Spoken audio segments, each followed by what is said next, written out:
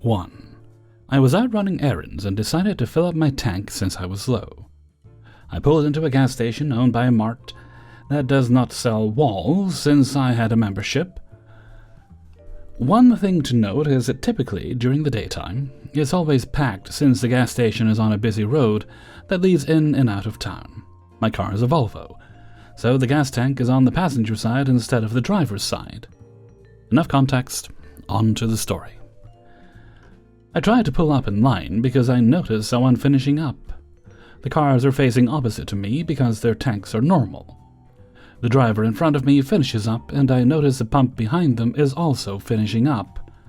And there's only one car, a red van, behind them. I decide to let both pass so the second doesn't get trapped between me and the van. Right as the second car was pulling past, the red van decided to pull all the way up, taking the pump I intended on using. I tap my horn and smile politely, thinking she hadn't seen me and was wanting to leave room behind. Little did I know this was our Karen. I didn't think she heard me the first time, so I honk my horn again, maybe half a second this time. She glares over her shoulder and starts getting out. I roll my window down and poke my head out to have a short interaction. "Excuse me, ma'am, can you back up?" "Just come around." I can't, my thing is on the other side. Ugh, I don't back up for anyone. Okay then, if that's how you want to play, then fine. I make sure there isn't going to be a line behind her, then pull my car as close as I can towards the pump. This blocks her in while still leaving room behind me for cars to pass. A truck did pull up behind her after a minute or so, but he finished up by the time she had. As Karen gets back into her car, only then did she notice how I'd moved. The truck backed out, leaving her a clear, unobstructed path. She glared daggers at me and sat in her car waiting. At this point, I parked and turned off my car. I wasn't under a time constraint, so I could wait this grunt out as long as I needed. Another minute or so. She gets out and approaches my window. I crack it slightly so she can ask me to move. "Sorry, ma'am, I don't back up." Then I go back to watching r/. Tell Hugo I said hi. She huffs back to her car and slowly backs out, and I get to fill my tank with a smug smile and a story. To add some clarification, yes, the pumps were all double-sided, and so, theoretically, I could have pulled into the same direction on the opposite side or backed into a pump instead. However, most gas stations in this area have two inconvenient features. 1. Hoses are not long enough to reach around standard-size sedan. And 2. There is no set flow of traffic, so basically first come, first served. I'd also like to factor in the fact that the driver's side gas tanks are the majority around here, so almost every car that was there had dominated the flow to the opposite of what I needed, and again, I could have backed up my car, except by the time I line up my car to back in, another car would already pull into the spot I was trying to get into. This is a common problem I face every time, so I decided to wait a pump out instead. Also, I'd like to point out, if she hadn't been so rude, I would have been frustrated but sucked it up and tried to find another pump. She didn't have to pull all the way through, and she didn't have to be so rude. 2. So this happened a while ago. I work as a security guard at a college. There's a parking area at the bottom of a sheer cliff face, and after some severe weather, the cliff had multiple small rock sides. The college was worried there might be more, so we blocked off that parking area. We didn't want anyone's car getting crushed by falling rocks. No one was allowed to park there, and we made this very clear with signs and caution tape. Also, I want to be very clear about the fact that there was no shortage of parking. We only blocked off a small part of the parking lot, and even afterward, the rest of the parking lot was never more than half full. The college has had low attendance since COVID happened. So before anyone has any sympathy for the students, just remember, everything they're doing is purely because they want to park 10 feet closer to their dorms. Cue a months-long rebellion from the students. They were constantly moving the plastic poles we use to hold up the caution tape. They're called delineators. There seemed to be this myth going around the campus that we didn't know exactly where the delineators were supposed to begin and end. Dozens of students certainly seemed to convince themselves of this, and act as if they had no idea why the delineators were several parking spaces off from where they should be. My boss started issuing parking fines. $40 is the standard rate here. I tend to avoid issuing fines as much as possible myself, so I wasn't there yet. I just kept my head down. I still had to constantly move the delineators back into place, though. When the $40 fines didn't work, she upgraded it to a double fine zone, $80. This worked a little bit, but not much. Too many students have realized that if they just don't register for parking passes, we actually have no way to know who the car belongs to, so parking fines are very unlikely to connect to the person. It finally came to a head for me personally when 2 students didn't just move the delineators, but literally cut through the caution tape in order to park. It was such a blatant middle finger and destruction of property. Also, my boss is legitimately one of the rare good bosses in existence who fought really hard for her employees against a security company trying to steal our wages, and is very chill about everything as long as you don't fuck up in a major way. She was very frustrated, so I was mad on her behalf out of a sense of loyalty as well. She tells me about it, and I get to work. There's only one person on shift at a time, so when she left, I was the only person there. She told me to go nuts and use my imagination on how to deal with it. I took it upon myself to fill every single parking space in the blocked area with a double fine zone signboard, heavy ones too, with metal feet. Probably 30 to 40 pounds minimum. The idea being, make it as inconvenient as possible. I also put them next to the driver's side doors of both cars, so they would have to move the signs to get in. Just as an extra middle finger, I set up the delineators and caution tape to further block in the cars. Once that was done, I gave both of the misparked cars a second fine. My boss had already fined both of them, but they were still parked there 6 hours later. I strongly encouraged my coworker to issue a third fine when he came on, but I felt like issuing 2 of them to the same car in the same shift myself was overboard. Just to be clear, I have discretion to do whatever I want, but basically, I never issue fines unless you're doing something really crazy, like parking in a red zone. The next day, my boss told me about the fallout. One of the individuals had come in to complain about getting $160 in fines, with the argument that there's no way we could know where the space begins and ends if the delineators aren't there. Her argument fell apart when we pointed out that we actually know exactly which parking space it starts at, and we even have a landmark we use to identify it. She gave up and appealed to the financial department instead. I have no idea where it went from there. The other person screwed themselves over infinitely more. You see, they had never obtained a student parking permit, and my boss had been issuing them tickets for years for parking in student parking without one. With her frustration boiled over, she essentially called up all of the deans and issued a campus-wide manhunt to find out who this car belonged to. After about a week, they connected the person to the car, and that person is now on the hook for all the thousands of dollars of accrued fines they had collected, all because they wanted to save themselves a few seconds of walking. 3. A few years ago, my girlfriend and I used to live in a small building with only a handful of apartments and a tiny garden we shared with the rest of the residents. My neighbor was this guy everyone hated, constantly blaring music, leaving trash in front of his door, loud drunken grill parties all weekend, every weekend, and ignoring all requests to keep it down, citing his rights to be loud. You know the one.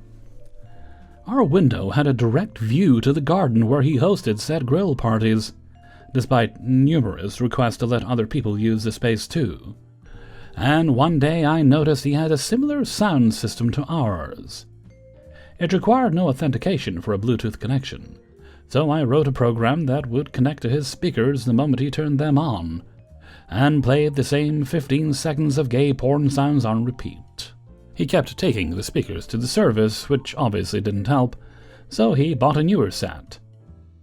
His new sound system could connect to Wi-Fi.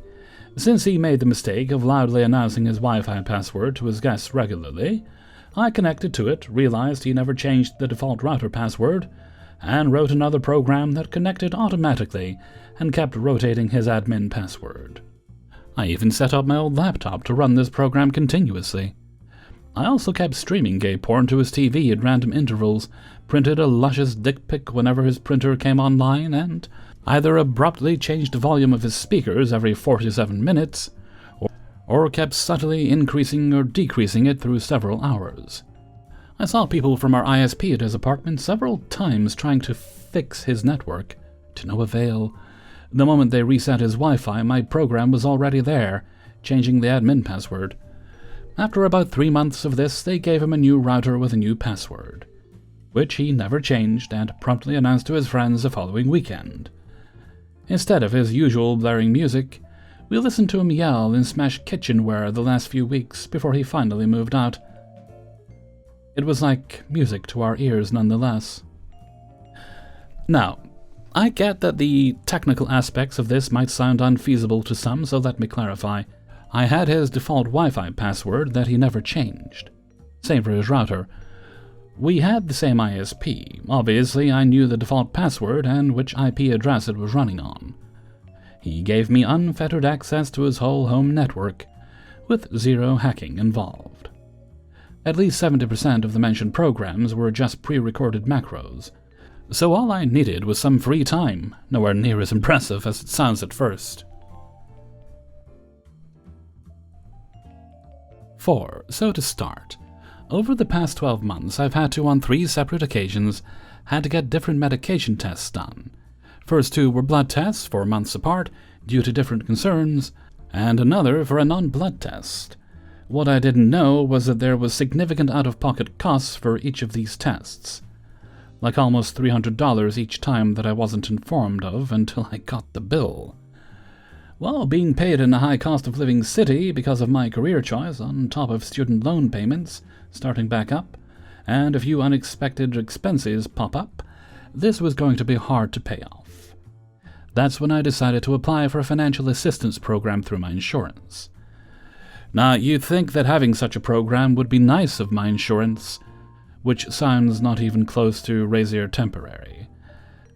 And that's what I thought too. So I requested an application, filled it out, and mailed it back in June. Got a confirmation message on my insurance's app that they had gotten the application, and to give them 21 business days to renew it. I figured, okay, I could wait, and wait I did. And waited, and waited. Finally, mid-August, I figured I'd check on the application, and after being bounced around in the telephone triage, I finally got to someone in customer services at insurance that doesn't remotely sound like Pizer Temporary who could give me an answer. Their answer, "Oh, we never got your proof of income as requested, so we closed out the application." What request? We sent out a letter asking you to submit proof of income, but since we never got a response, we closed out the application. Mind you, this is not a request listed in the initial application form, nor had I ever gotten an email, call, or even smoke signal from them informing me that they needed this info. But I never got the letter. Well, we sent it out in July, but I never got it. Can you guys please resend me this letter and email it to me again and not close out my application? As soon as I get it, I'll send you the info, so I would know where to send it and attach it to the email. The representative agreed, and you would think I get the email and letter, I submit my pay stubs, end of story. Well, you're wrong, because guess what email never came in? Checked and rechecked and was chronically refreshing my email inbox and my junk folder. No email came in, so a few days later I called again. Guess who claimed again that they sent the email, which once again I never got. Guess who had to call 3 more times in order to get someone to submit the email while I was on the phone with them, before I got the damn email. So I finally got the email, attached my pay stubs to the email and sent it back. Surely I'm done now. Nope. Within a week of doing this, I finally got the paper letter requesting the info.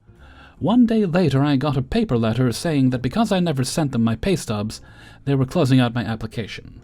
Again. Well, as anyone at this point, saying I was frustrated and pissed would not cover it. Keep in mind, I still at this time am having to make attempts to pay off my medical bills, and it's during this time that the third test had to be done, so the bill grew even higher. I was told that this test was covered by my insurance. Clearly that was not true. So I call again, to file a complaint this time, and see what the heck was going on. The Duckers claimed I never emailed them back with my pay stubs and I would have to reapply. I was even told at one point in reference to my complaint, "I don't know what you're asking me to do," after I clearly told them why I was upset at this point. So, I have to, at this point, reapply? Okay, I'll reapply, and make sure this time there is absolutely no way you can say you never got my application. I went and printed off a month's worth of pay stubs and printed off 10 copies of each. Have to be sure I don't forget those again, right? I then printed off 10 applications, filled them all out, including recalculating how much out-of-pocket expenses I've had in the last 12 months. Oh, and that test I had after I submitted my application the first time. Can't forget to add that. Oh, I had to refill my prescription and had a copay. Better include that too. By the end, the amount listed was more than $200 more than it was when I first did the application. Now, to make sure they get it, that following Monday I went into the post office and asked for 10 stamps and to send something via certified mail. Less than $12 to enact my compliance. Every day for that week a letter numbered on the envelope, an application went out. The same exact application signed and dated for the same day. Same numbers. The only thing different is a number on the back of the envelope, and that on Monday I sent the first one via certified letter. Next Monday rolls around and not a peep from Visor Temporary. Oh, let's make sure all 5 letters didn't get lost in the mail. Another certified letter, 5 more envelopes and applications, with all the same information ready to go. Today I finally got a response via email. "Thank you for your application. Please allow us 30 days to review your request." Oh, but this is pretty close to what they said the last time. I can't stop sending them in. How will I know for sure if they got all the info they needed this time? That is, until they finally approve my application for financial help, like they should have done back in July. 5. I worked for a water company for 25 years, and was one of their most productive repair crews. That is until the new manager, Mr. Numbnuts, started. We had a monthly rota where you were on call for 1 week in 4 for emergency repairs out of hours. On the day in question, I started work at 7:30 a.m. on a Friday and finished work at 3:51 a.m. Saturday morning, so a pretty long-arse shift. I got to work Tuesday morning and get called into the office by Mr. Numbnuts and informed that according to my vehicle tracker, I left the yard at 3:12 a.m. and not 3:15 a.m., which is an attempt to defraud the company. As you can imagine, I was absolutely fuming at this level of bullshit. I told him that at the time I was covered in mud and sweat and just wanted to get home after completing a monster shift for the company, and he was genuinely making a shitstorm over 3 minutes. He said he was making me aware that I could be fired for it. Cue malicious compliance. I said that if we're going to be this petty, you can take me off the emergency contact list for extra coverage, and I won't be starting 20 minutes early each day either. I'll not be clocking in at exactly 7:30 a.m., and I shall be heading out at exactly 5:30 p.m.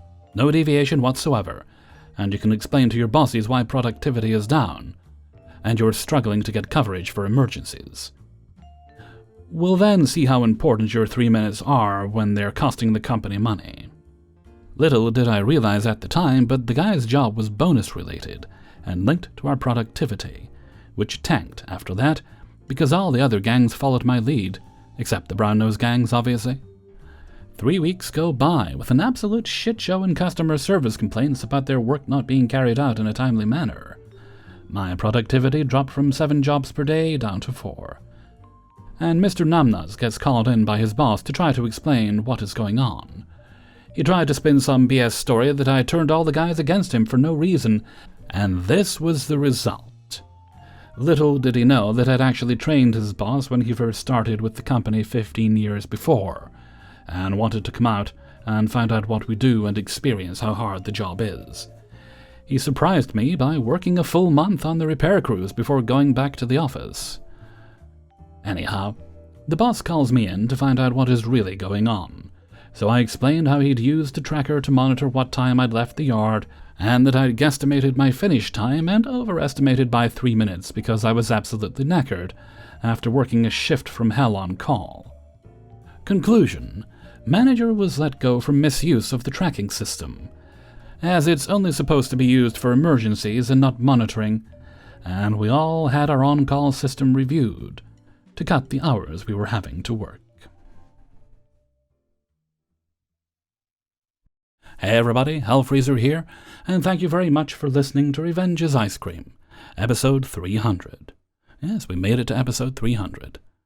And thank you very much to everybody who allowed me to use their stories in this video. Before you go, please do poke the like button. And if you'd like to get the videos a little bit early, then you can support me through my Patreon. Unless you already do, in which case you're listening to this early and you can disregard. The link to that is in the description, right next to the Hellfreezer Teespring store. Well, I don't know if it's right next to it, but it should be near it. And you can also make donations during streams or videos like this one. Well, you don't have to. It does help me make ends meet. Keeps the wolves from the door, that sort of thing. Okay, I don't think there's any other business today, so let's move right along to Hellfreezer's question of the day. And today's question is: what is your time of year? There are some people who thrive in the sunshine in the summer. Then there's people like myself who prefer the earlier, darker nights. And, a little bit of reasonable rain. No one wants storms or anything like that. A little bit of reasonable rain. I find it very calming. Why don't you have a think? Let me know what you think in a comment below. Okay, and with that, I'm going to head off for now. So until next time, thank you very much for listening, and take very good care of yourselves.